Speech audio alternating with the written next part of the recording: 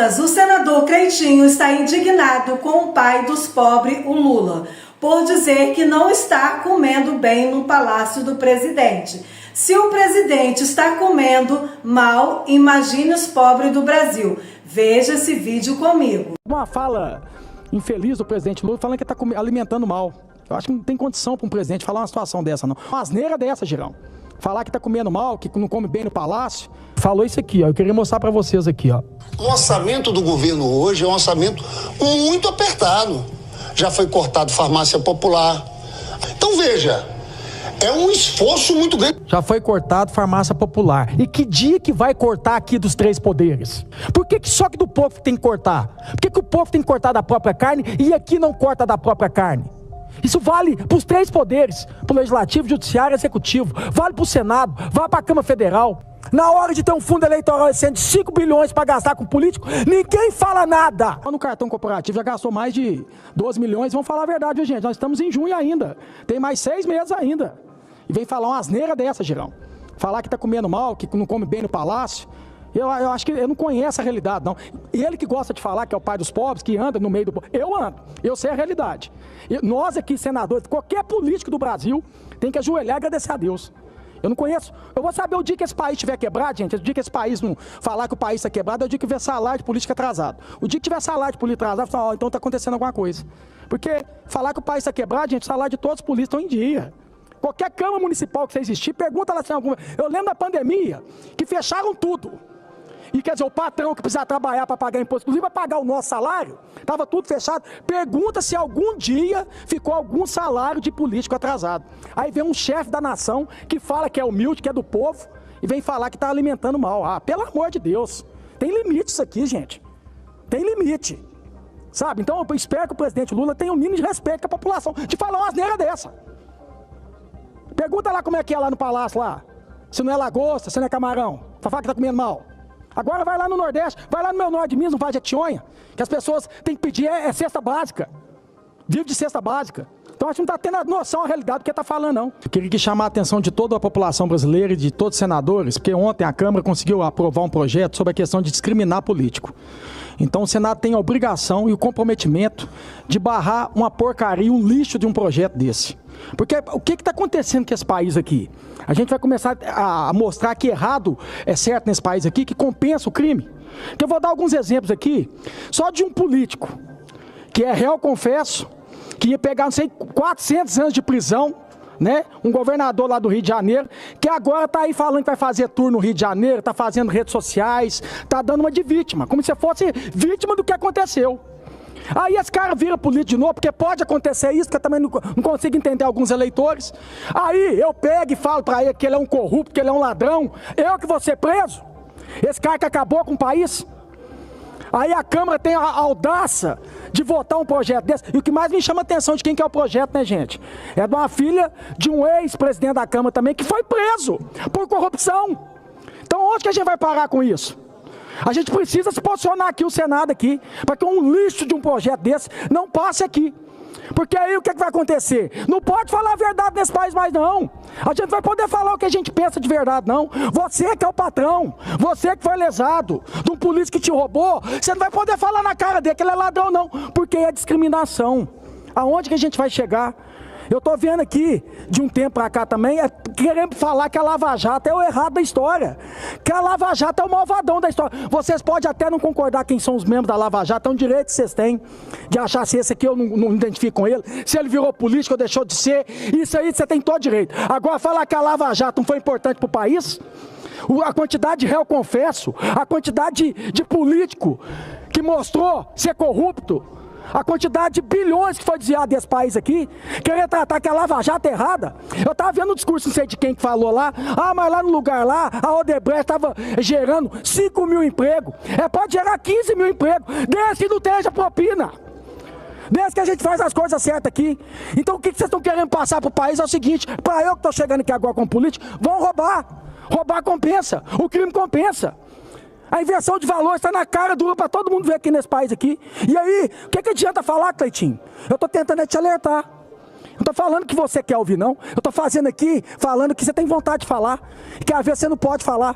Mas eu posso falar por vocês. Sabe o que é o seguinte agora, né? O bandido está virando herói. O corrupto está virando herói. Agora, quem combate a corrupção está virando bandido. Daqui a pouco eu sou bandido também. A gente está fazendo certo. Daqui a pouco eu vou preso falar que político que roubou do país, que desviou dinheiro, é corrupto. Hoje o herói é aquele que põe dinheiro dentro da cueca, aí vira capitão cueca. Agora o bandido é que tenta acabar com a corrupção. Então eu peço aqui ao Senado, aqui, com toda a humildade a todos os senadores, que esse projeto está vindo aqui para o Senado, aqui, que a gente possa votar contra esse projeto. Vocês conhecem a história dos fariseus, não conhecem? O senador Cleitinho é um político que fala a verdade e toca profundamente na ferida da corrupção da esquerda do PT. Prosseguimos com o vídeo. Fariseu versus publicano, vocês conhecem fariseu? Então eu queria falar uma coisa, os fariseus, bati no peito os fariseus, Rogério Correia, falava assim, eu sou honesto, eu sou filho de Deus, eu sou santo, só o fariseu que serve. Só que tem uns fariseus da época agora, atual, aqui na CPMI, e eu queria falar desses fariseus, gente. Esses fariseus de hoje, eles não aceitam presente. Não aceita presente. Eles também não aceitam Pix. Inclusive em época de eleição, viu, gente? Não aceita Pix. Esses fariseus, eles querem tomar vacina. E eles tomaram vacina. Eles tomaram. Tem que vacinar. Esses fariseus de hoje também não faz consórcio. E o mais importante que eu vi desses fariseus, que eu vi um charlatão vir aqui semana passada, um cretino, que está condenado. Esse condenado para esses fariseus virou herói. Ele é corajoso. Ele é do bem, ele é um hacker, né? E esses fariseus é muito hipócrita, né? Aqui, se puder assinar, já que vocês estão tão preocupados com os presentes que o ex-presidente Bolsonaro ganhou, aí também a nossa ex-primeira-dama, vamos assinar aqui o requerimento da CPMI. Só tem um aqui, né? Rogério Correia vai assinar, que ele é mineiro, ele é Tiradentes. Ele tem coragem, ele vai assinar. Pode dar para ele. Vai assinar. Nós vamos investigar o Bolsonaro, o Lula, a Dilma, todo mundo. Todo mundo. E é o seguinte, fariseus, pena que não estão todos aqui, né? Fariseus, eu só queria falar uma coisa para vocês. Não fiquem com raiva do Cleitinho, fariseus. Vocês lembram da sinagoga? Vai para a sinagoga e vai orar. Que vai orar, o ódio de vocês vai passar. Fariseus, muito obrigado. Eu queria aqui começar minha fala falando sobre a questão da sessão especial que esteve na Câmara, né? Falando sobre a questão da democracia. O que me chama a atenção é que alguns representantes, gente, que estavam lá da Venezuela, da Cuba, da Rússia e outros países que não tem nada de democracia. E aí, gente, tinha um representante lá também falando que é da democracia, um ex-deputado federal, ex-ministro e ex-presidiário também. Eu queria mostrar para vocês a fala desse cidadão. Quer ver? Escuta aqui, gente, população brasileira, presta atenção. Mas é preciso continuar a luta democrática. Essa luta democrática significa que é preciso consolidar e aprofundar a nossa democracia. Por que a democracia está em risco? Ele falou por que a democracia está em risco. Eu vou pegar uma fala dele aqui. Cameraman, se você poder bem dar um zoom aqui para mostrar, essa fala aqui é dele, do José Dirceu, há alguns tempos atrás. Olha o que ele falou. Vamos tomar o poder, que é diferente de ganhar a eleição, diz José Dirceu. Esse aqui que está falando que está defendendo a democracia. Eu queria dar um recado para o José Dirceu e falar para ele que é importante demais a gente defender a democracia. Mas vamos fazer uma sessão especial também para a gente defender a honestidade, para a gente poder combater a corrupção. Eu queria falar sobre combater a corrupção, gente, e mostrar para você quem que é o José Dirceu. Porque está querendo, até palmas ontem ele recebeu. Mas agora eu vou ler para vocês aqui e mostrar quem que é o José Dirceu. 2002, deputado federal eleito por São Paulo. 2013 a 2005, convidado por Lula, assumiu o cargo de ministro-chefe da Casa Civil. Em 2005, pede demissão do cargo de ministro após denúncias de corrupção nos Correios e em outras empresas estatais envolvidas em escândalo. Voltou no dia seguinte ao seu antigo cargo de deputado por São Paulo, sendo cassado por quebra de decoro parlamentar no mesmo ano, sendo cassado. Se eu estiver mentindo aqui, se tiver algum senador para poder falar que eu estou fazendo fake news. 2013, envolvimento no Mensalão, condenado por corrupção ativa, pena de 10 anos e 10 meses. 2016, 2016, envolvimento na Lava Jato, 2016. Vamos lá que tem mais, gente. A capivara é grande. Crimes de corrupção passiva, recebimento de vantagem indevida e lavagem de dinheiro. Condenado a 23 anos de prisão.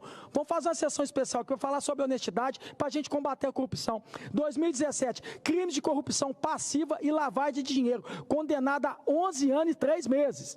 Em 2 de maio de 2017, a segunda turma do conceder a liberdade a José Dirceu. Em 13 de setembro de 2017, o Tribunal Regional Federal da 4ª Região julgou o recurso de José Dirceu e decidiu por aumentar a pena imposta pelo juiz para 41 anos, sendo preso novamente. 2018, José Dirceu foi solto após uma votação da segunda turma do Supremo Tribunal Federal, nosso STF. 2019, José Dirceu foi preso pela 4ª vez para cumprir pena na segunda condenação, sendo solto em 2019. Aí vem 2023, STJ reduz sua pena para 4 anos em condenação da Lava Jato. E está aí o José Dirceu dando discurso aqui, falando sobre democracia. Então eu queria fazer um desafio para a gente poder fazer uma sessão especial aqui, para a gente falar de honestidade e poder combater a corrupção. Porque a gente vai mudar esse país aqui, José Dirceu, é só quando a gente acabar com a patifaria e acabar com a corrupção. Porque esse país aqui é o país mais rico que tem do mundo. Porque tudo que você consome aqui, 50% que você consome é de imposto. Então não é falta de dinheiro, é falta de vergonha na cara e muitas das vezes falta de honestidade, porque esse país sempre teve essa questão da corrupção, que está aqui o que eu falei. E se eu estiver mentindo, pode vir aqui algum senador agora e falar que eu estou fazendo fake news. Fique à vontade. Então eu queria deixar esse recado aqui para o José Dirceu e falar para todos vocês, eu não tenho medo nenhum. Eu vim aqui para fazer isso mesmo, para tocar na ferida e para poder escancarar para a população brasileira quem é quem aqui. Então quero falar para vocês, vem quente que eu estou fervendo. Tá? Presidente, boa tarde para o senhor, muito obrigado mais uma vez por estar abrindo essa sessão. Quero celebrar aqui também a presença de assessores, funcionários dessa casa, brasileiros que estão nos assistindo agora, pelo trabalho sempre muito correto da equipe da TV Senado, Rádio Senado e Agência Senado. Mas, senhor presidente, eu não posso deixar de falar, ainda mais tendo aqui essa bandeira linda aqui atrás, do Brasil, do nosso país, deixar de falar sobre barbaridades que estão acontecendo em nossa nação, de todas as ordens. Me parece, senador Exalci, que os valores chegaram a inversão tão grande que até preso político a gente tem no Brasil em pleno século XXI, e o senhor está denunciando isso aqui, que eu sou testemunha, diariamente. Vai ter uma manifestação dia 14 de julho em São Paulo, eu estou indo, também pela anistia aos presos políticos. Se o senhor puder estar conosco, vai ser muito importante também. E nós temos que denunciar. Parece que está tudo de cabeça para baixo nesse país maravilhoso que é o Brasil. E eu vou entrar por alguns assuntos. Não vai dar para, em 8 minutos, falar tudo. Mas olha só, brasileiro, você, brasileira, o que é que estão fazendo com o seu dinheiro? Dinheiro suado dos impostos pagos por você. O site Antagonista publicou uma matéria baseada em informações do Portal da Transparência sobre o Ministério dos Povos Indígenas, do governo Lula. Em apenas 1 ano e 5 meses, já foram gastos 11 milhões de reais só com passagens aéreas e hospedagens. E mais 7 milhões em diárias. Cerca de 2 mil trechos aéreos foram para atender pessoas que não são funcionários, sabe de quem? Do Ministério dos Povos Indígenas. É o caso, por exemplo, de Rony Sobrinho, amigo da ministra Sônia Guajajara, que fez 23 viagens. Apesar de não ter vínculo com o Ministério, ele costuma se apresentar como assessor especial da ministra. Esse não é um caso isolado. Atenção, brasileiros. A Transparência Internacional destacou outra situação gravíssima, também denunciado pelo importante jornal O Estadão. O ministro das Minas e Energias recebeu pessoalmente, por 17 vezes, os irmãos Joesley e Wesley Batista para, em seguida, concluir uma medida provisória, transferindo para você, população desse país, através do aumento da sua conta de luz, cerca de 1 bi, B de bola e de índio. 1 bilhão de reais que constituía a dívida de uma empresa de energia recém-adquirida, adivinha por quem? Pelos irmãos Batista.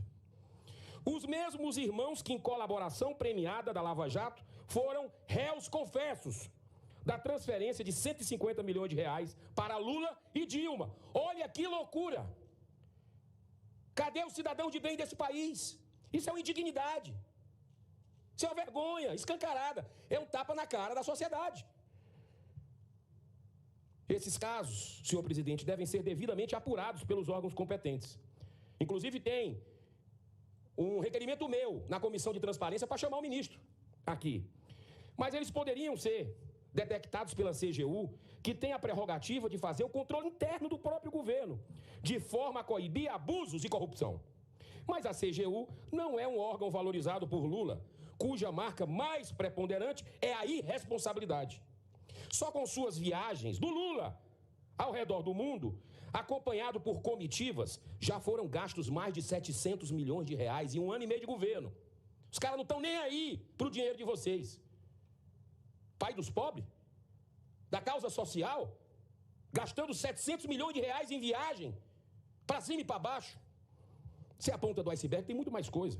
Mas a verdade a gente precisa entregar, senhor presidente. Não podemos deixar jamais de lembrar que o governo anterior funcionou muito bem com 23 ministérios. Mas agora são 39. Uma indecência. Tudo para acomodar mesquinhos interesses político-partidários com seus cabides de emprego, de projeto de poder, pelo poder, às custas do povo brasileiro.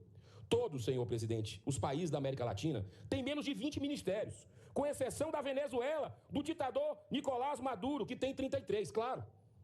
É o flerte que o Lula faz com o Maduro o tempo todo e com outro ditador que é o Daniel Ortega. Embora a gente não pudesse dizer isso durante a campanha, foi proibido.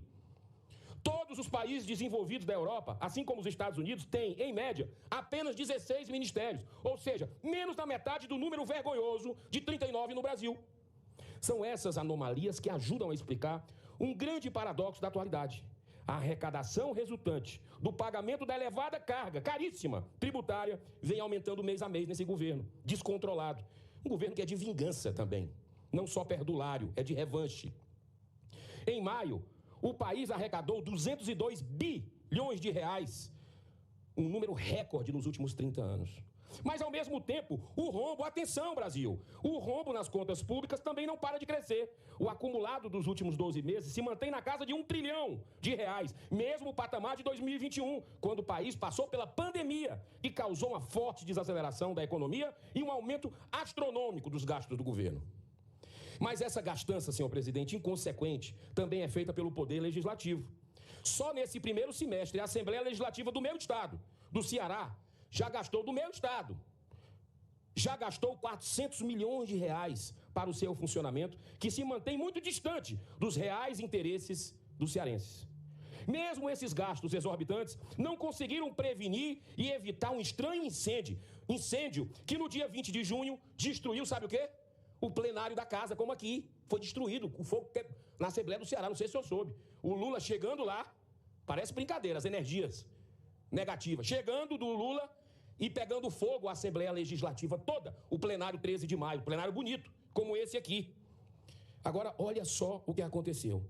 Eu estou, inclusive, entrando, senador Exalci, com ação popular dirigida à Vara da Fazenda de Fortaleza, entrei já, com o objetivo de sustar um processo muito suspeito de contratação com dispensa de licitação da empresa Lumal Engenharia, no valor, acredite se quiser, você que está em pé, sente-se, no valor de 29 milhões de reais para reconstruir o plenário, com as alegações de que é uma obra de emergência, ou seja, sem licitação, do dinheiro de quem paga imposto na minha terra, dos meus conterrâneos cearenses. Isso é uma indecência. Ocorre que o sócio administrador dessa empresa é Jorge Henrique Marques Valença, ex-executivo, sabe de onde? Da empresa Galvão Engenharia, condenado em primeira instância a 9 anos de prisão pelos crimes de organização criminosa e corrupção passiva, senhor presidente. Olha as coisas se ligando, não existe coincidência. Parece que nem seguro de incêndio tinha. Como é que pode um negócio desse? É administração.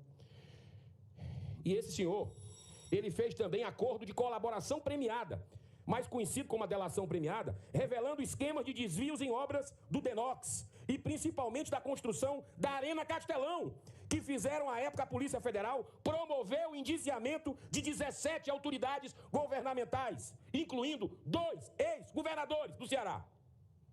O Senado também segue esse mau exemplo com orçamento exorbitante de 5,1 B de bola e de índio, bilhões de reais do seu dinheiro brasileiro. Uma das minhas primeiras medidas legislativas foi tentar acabar com os privilégios concedidos aqui, demasiadamente. Enquanto isso não muda pela vontade da maioria, venho fazendo a minha parte nesse aspecto. E já conseguimos uma economia só do nosso mandato de 10 milhões de reais devolvidos ao erário. Como o mau exemplo, senhor presidente, para encerrar realmente lhe agradecendo a benevolência, como o mau exemplo está vindo de cima, o governador do Ceará segue quase todos os péssimos exemplos de Lula. Vem mantendo os mesmos gastos indecentes com propaganda, no mesmo patamar de seu antecessor, Camilo Santana, hoje ministro, que em 8 anos do seu mandato gastou 1 bilhão, 1 bi, D de bola e de índio, com propaganda e publicidade.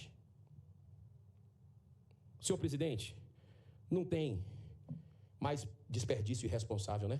Mas tem, sabe o quê? Só no primeiro semestre desse ano, o governador Elmano autorizou o pagamento de 5 milhões de reais apenas para manter um jatinho à sua disposição 24 horas. 5 milhões de reais. É um descalabro. Daria para dar voltas ao mundo. O correto seria a utilização de voos comerciais e só excepcionalmente fretar uma aeronave. Senador Chico Rodrigues, o senhor vem de avião de carreira. Eu venho de avião de carreira para cá, ando junto com os brasileiros. Por que o governador do Ceará não dá o exemplo? Por que tem que torrar o dinheiro do cearense? Anda de avião como a gente. Vai para os aeroportos como a gente. Está com medo de crítica? É isso, faz parte da atividade política. E é bom que venham as críticas. Mas é um absurdo estar dando esse exemplo. O último minuto, se o senhor me permitir. Eles estão perdendo o pudor, presidente. Eu vejo aqueles escândalos que aconteceram aqui. Deputado que tinha assessor com dólar na cueca. Uma série de situações lá do meu estado, do Ceará. Indo para restaurante. Sem nenhum tipo de... como se nada tivesse acontecido. A gente vendo corruptos do passado voltando para esse governo Lula. Algo surreal que a gente está vendo. E, lamentavelmente, parte expressiva da grande mídia é conivente com tudo isso. Mas, felizmente, hoje, em dia, as redes sociais conseguem suprir, em parte, essa lacuna. Por isso, tanto esforço do sistema em implantar a censura no Brasil. Mesmo sendo minoria, vamos continuar fazendo a nossa parte da melhor forma possível, porque Deus faz o resto. Afinal de contas, tudo que é indigno não se sustenta indefinitivamente e um dia acaba caindo. Deus abençoe essa nação, presidente. Ele, que a gente vai conversar agora, senador Eduardo Girão, muito obrigado por ter aberto um espaço aí na sua agenda bem apertada. Sabemos que o senhor está aí em plena campanha pela Prefeitura de Fortaleza, muito boa sorte por aí, tá? Mas que avaliação o senhor faz dessa postura do governo agora com relação às bets? Porque o senhor avisou que ia dar problema, que ia dar errado. Por acaso o governo perdeu a memória? Seja bem-vindo, senador. Muitíssimo obrigado. Quero agradecer ao Mundial Telenotícias por mais uma vez estar aqui com vocês e, infelizmente, tratando de um assunto gravíssimo, né, que está aí. Nós estamos vendo apenas a ponta do iceberg, o endividamento em massa dos brasileiros, pouquíssimas pessoas ganhando, magnatas em detrimento de milhões de pessoas, e é uma tragédia que foi anunciada, né? Desde o ano passado a gente alertava, brigamos muito ali no Senado Federal contra o lobby da jogatina, que eles não vão parar, né? Então, quer dizer, além das bets, eles também querem liberar agora bingos e cassinos. E eu digo para você, nós alertamos, perdemos ali no voto, e agora o governo vem se fazer de sonso, né? Porque o governo Lula, que sempre se proclamou o defensor dos pobres,